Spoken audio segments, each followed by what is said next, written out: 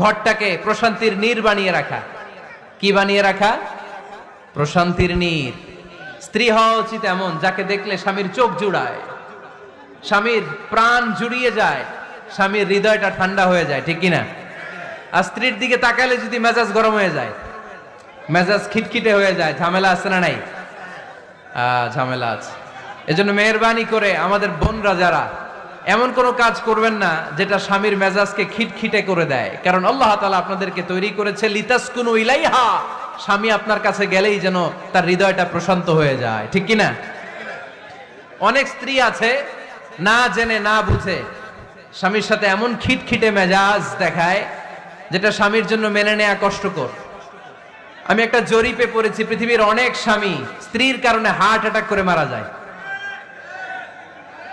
আছে না নাই? এই তো ভুক্তভোগী পাওয়া গেছে।